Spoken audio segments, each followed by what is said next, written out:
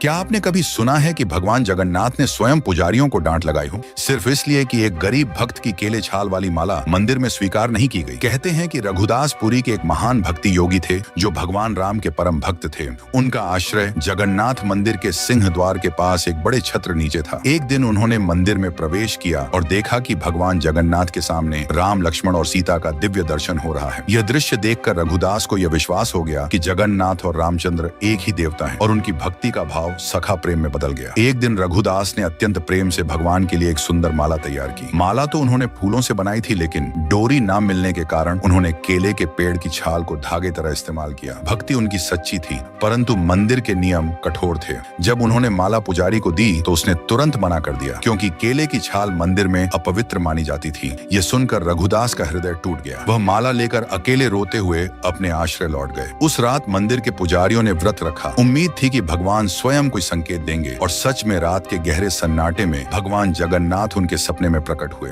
भगवान ने कठोर स्वर में कहा, तुमने रघुदास की माला ठुकराकर उसकी भक्ति का अपमान किया है। वह माला मेरे लिए सबसे प्रिय है, क्योंकि वह प्रेम से बनी थी, न कि नियमों से। वह इस समय घर में बैठा रो रहा है, भूखा प्यासा। जब तक उसकी माला मेरे गले में नहीं चढ़ाई जाती, तब तक मैं कोई पूजा स्वीकार नहीं करूंगा। सुबह होते ही पुजारी भागते हुए रघुदास के पास पहुंचे, उनके चरणों में गिरकर क्षमा मांगी और प्रेम पूर्वक माला मंदिर ले गए। जब वही माला जगन्नाथ के गले में अर्पित की गई, कहते हैं कि पूरे गर्भगृह में एक अद्भुत सुगंध और दिव्य प्रकाश फैल गया, मानो स्वयं भगवान ने अपनी प्रसन्नता प्रकट की हो। जगन्नाथ वही भगवान है जो सबसे पहले अपने छोटे भक्त मित्र के आंसू पोंछते हैं। इसलिए कमेंट में जरूर लिखना, जय जगन्नाथ।